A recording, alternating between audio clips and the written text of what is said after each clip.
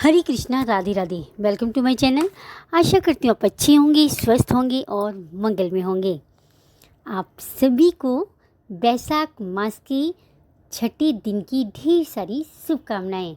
आज इस वीडियो में मैं आपके लिए लेकर आई हूँ बैसाख महामहत्तम अध्याय 6।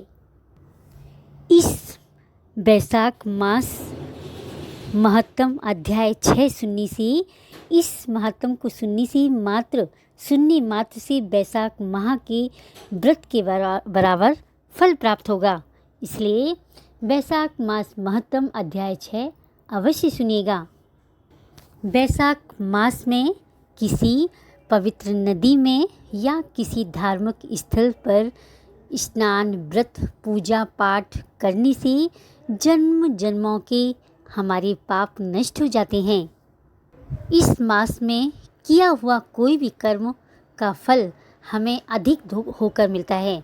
बुरा करोगे तो भी अधिक होकर मिलेगा, अच्छा करोगे तो भी अधिक होकर मिलेगा। इसलिए गलती से भी कोई बुरा काम ना करें, ज़्यादा से ज़्यादा अच्छा कर्म करें, भगवान जी की भक्ति में लीन रहें, ज़्यादा से ज़्यादा नाम जाप करें। अब आइए पावन पवित्र बैसाख महामहत्तम अध्याय 6 का श्रवण करते हैं।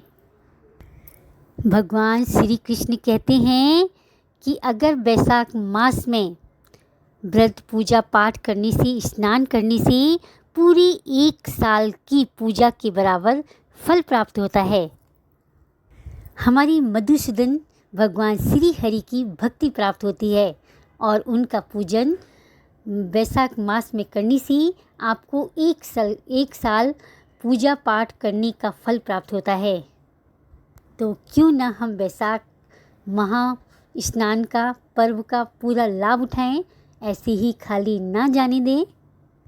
प्रेम, मन और भाव से नाम जाप करें, अपनी मधुसूदन की पूजा करें। अब अपनी गणेश जी महाराज को याद करते हुए और अपने गुरु महाराज को याद करते हुए बैसाख महामहत्तम अध्याय 6 सुनेंगे। मूषक वाहन साजते एक दंत भगवान, नमन करूं गणदेव जी आओ बुद्धि निधान। बोलो गणेश जी महाराज की जय। गुरु की कृपा हो शिष्य पर, पूर्ण हो सब काम।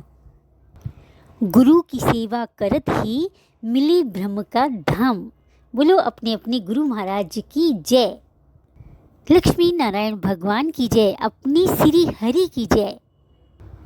नारद जी से पाप प्रशमन स्तोत्र सुनकर प्रश्न होते हुए राजा अम्बरीश ने कहा, हे मुनि, आपके श्री मुख से भगवान की पवित्र कथा सुनकर मैं धन्य हो गया।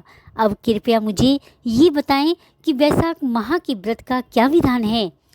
इसमें किस तपस्या का अनुष्ठान करना पड़ता है, क्या दान होता है, कैसे स्नान किया जाता है और किस प्रकार पूजा की जाती है। भगवान की सबकी पूजा की जाती है। हे ब्रह्म ऋषि, आप श्री हरि के प्रिय भक्त तथा सर्वज्ञाता हैं, अतः कृपया करके मुझे ये सब बातें बताइए। नारद जी ने कहा, हे राजन सुनो, बैसाख मास में जब सूर्य मेष राशि पर चले जाएं तो किसी नदी में, नदी रूप तीर्थ में, सरोवर में, झरने में, देव कुंड में स्वतः प्राप्त हुए किसी भी जलाशय में, बावड़ी में अथवा कुएं आदि में जाकर नियम पूर्वक स्नान करें। भगवान श्री हरि का स्मरण करते हुए स्नान करना चाहिए। स्नान के पहले नियम अनुसार श्लोक का उच्चारण करना चाहिए। हे भगवान मधुसूदन, माधव मास बैसाख माह आपको विशेष प्रिय है, इसीलिए इसमें प्रातः स्नान करने से आप शास्त्रोक्त फल देते हो। कृपया मेरे सभी पापों को नष्ट कर दें। इस प्रकार कहकर मौन भाव से उस तीर्थ के किनारे अपने दोनों पैर धो लें। फिर भगवान नारायण का स्मरण करते हुए विधि पूर्वक स्नान करें। स्नान की विधि इस प्रकार है। विद्वान पुरुष को मूल मंत्र पढ़कर तीर्थ की कल्पना कर लेनी चाहिए।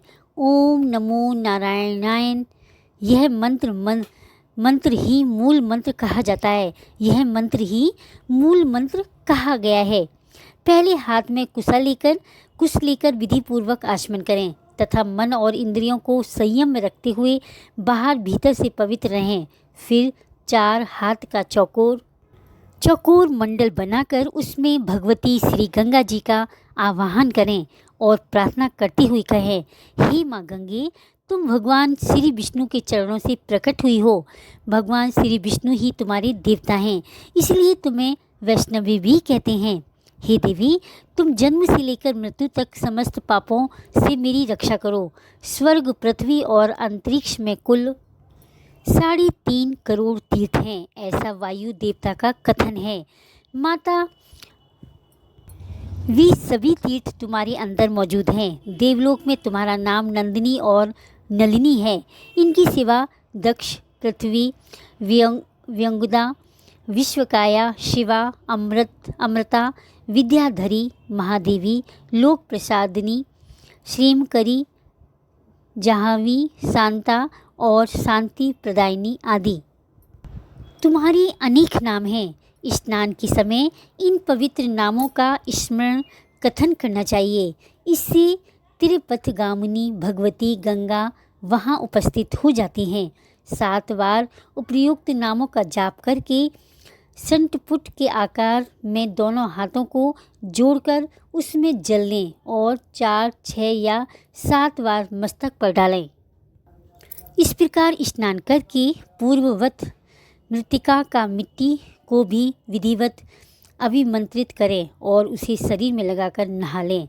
मिट्टी को अभिमंत्रित करते हुए इस प्रकार कहें, हे वसुंधरे, तुम्हारे ऊपर अश्व और रथ चला करते हैं। भगवान श्री विष्णु ने भी वामन अवतार धारण करके तुम्हें एक पैर से नापा था। हे मृतके, मैंने जो बुरे कर्म किए या किए हों, मेरे उन सभी पापों को तुम हर लो। हे देवी, सैकड़ों भुजाओं वाले भगवान श्री विष्णु ने वाराहा का रूप धारण करके तुम्हें जल से बाहर निकाला था। तुम संपूर्ण लोकों की उत्पत्ति के लिए अरणी के समान हो, अर्थात जैसे अरणी काष्ठ से आग प्रकट होती है, उसी प्रकार तुमसे संपूर्ण लोक उत्पन्न होते हैं। सुब्रते, तुम्हें मेरा नमस्कार है। इस प्रकार स्नान करने के बाद विधि पूर्वक आचमन करके जल से बाहर निकलें और 2 शुद्ध श्वेत वस्त्र, धोती, चादर धारण करें। तदंतर त्रिलोकी की तृप्ति करने के लिए तर्पण करें। सबसे पहले श्री ब्रह्मा का तर्पण करें, फिर श्री विष्णु, श्री रुद्र और प्रजापति का, तत्पश्चात देवता, यक्ष, नाग, गंधर्व, अप्सरा, असुरगण, क्रूर, सर्प, गरुण, वृक्ष, जीव जंतु, पक्षी, विद्याधर, मेघ, आकाशचारी जीव, निराधार जीव, पापी जीव तथा धर्मपरायण जीवों को तृप्त करने के लिए मैं उन्हें जल अर्पण करता हूँ। यह कहकर उन सबको जलांजलि दें। देवताओं का तर्पण करते समय यज्ञोपवीत को बाएं कंधे पर डालें। तत्पश्चात उसी गले में माला की भांति कर लें और दिव्य मनुष्यों, ऋषि पुत्रों तथा ऋषियों का भक्तिपूर्वक तर्पण करें। सनक, सनंदन, सनातन और सनत कुमार ये दिव्य मनुष्य हैं। कपिल, आसुरी, वोंडू तथा पंचसिख ये प्रधान ऋषिपुत्र हैं। ये सभी मेरे दिए हुए जल से तृप्त हों, ऐसा कहकर उन्हें जल दें।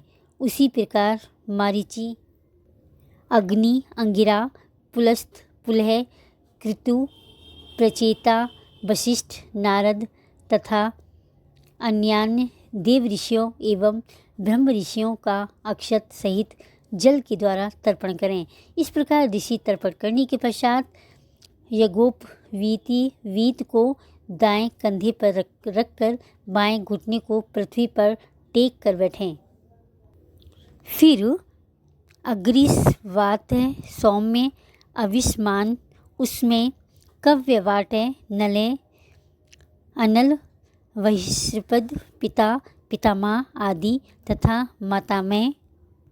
मातामह आदि सब लोगों का विधिवत तर्पण करके कहें, जो मेरे बांधव हों जो मेरे बांधव हों तथा जो दूसरे किसी जन्म में मेरे बांधव रहे हों, वे सब मेरे दिए हुए जल से तृप्त हों। उनके सिवा और भी जो कोई प्राणी मुझसे जल की अभिलाषा रखते हों, वे भी तृप्ति लाभ करें। यूँ कहकर उनकी तृप्ति के उद्देश्य से जल पृथ्वी पर गिराना चाहिए। इसके बाद विधि पूर्वक आचमन करके अपने आगे कमल की आकृति बनावें और सूर्य देव के नामों का उच्चारण करते हुए अक्षत, फूल, लाल चंदन और जल के द्वारा उन्हें यत्नपूर्वक अर्घ दें। अर्घ दान देते हुए इस प्रकार कहें, हे भगवान सूर्य, आप विश्व रूप और ब्रह्म स्वरूप हैं। इन दोनों रूपों में आपको नमस्कार है। आप सहस्त्रों किरणों से सुशोभित और सबके तेज स्वरूप हैं। आपको सदा नमस्कार है। भक्त वत्सल रुद्र रूपधारी आप परमेश्वर को बारंबार नमस्कार है। कुंडल और अंगद आदि आभूषणों से विशुभूत पद्मनाभ आपको नमस्कार है। हे भगवान, आप सोए हुए संपूर्ण लोगों को जगाने वाले हैं। आपको मेरा प्रणाम है।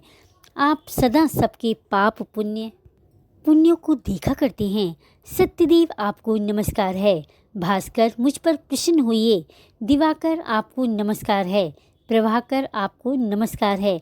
इस प्रकार सूर्यदेव को नमस्कार करके 7 बार उनकी प्रदक्षिणा करें। फिर द्विज, गौ और सुवर्ण का स्पर्श करके अपने घर में वहां जाकर आश्रमवासी अतिथियों का सत्कार तथा भगवान की प्रतिमा का पूजन करें। राजन, घर में पहले भक्तिपूर्वक जितेंद्रिय भाव से भगवान गोविंद की विधिवत पूजा करनी चाहिए। विशेषतः बैसाख के महीने में जो श्री मधुसूदन का पूजन करता है, उसके द्वारा पूरे 1 वर्ष तक श्री माधव की पूजा संपन्न हो जाती है। बैसाख मास आने पर जब सूर्य देव मेष राशि में स्थित हों, तो श्री केशव की प्रसन्नता के लिए उनके व्रतों को करना चाहिए। अपनी इच्छा की सिद्धि के लिए अन्न, जल, शक्कर, दुधारू गाय तथा तिल आदि का दान करना चाहिए। इस कार्य में धन की कंजूसी उचित नहीं है। जो पूरे बैसाख महीने में प्रतिदिन सवेरे स्नान करता है, जितेंद्रिय भाव से रहता है, भगवान के नाम का जाप करता है और अवश्य भोजन करता है, सात्विक भोजन करता है, वह सब पापों से मुक्त हो जाता है। जो बैसाख मास में आलस्य त्याग कर एक भुक्त 24 घंटे में 1 बार भोजन करता है, नक्त व्रत केवल रात में 1 बार भोजन अथवा अयाचित व्रत बिना मांगे मिले हुए अन्न का एक समय भोजन करता है, वह अपनी संपूर्ण अविष्ट वस्तुओं को प्राप्त कर लेता है। बैसाख मास में प्रतिदिन 2 बार गांव से बाहर नदी के जल में स्नान करता है, अवश्य खाकर रहना, ब्रह्मचार्य का पालन करना, पृथ्वी पर सोना, नियम पूर्वक रहना, व्रत, दान, जप, होम और भगवान मधुसूदन की पूजा करना, ये नियम हजारों जन्मों के भयंकर पापों को नष्ट कर देते हैं।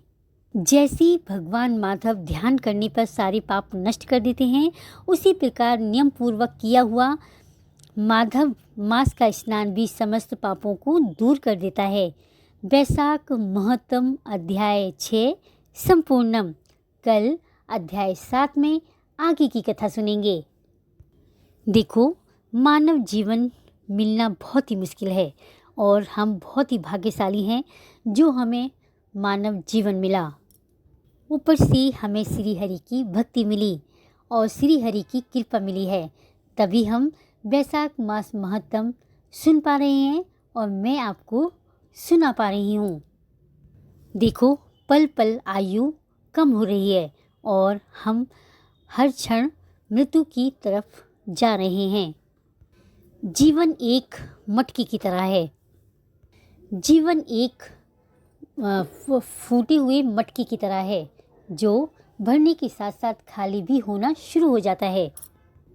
जिस वक्त हमारा जन्म होता है, उसी क्षण मृत्यु की तरफ हमारी यात्रा शुरू हो जाती है।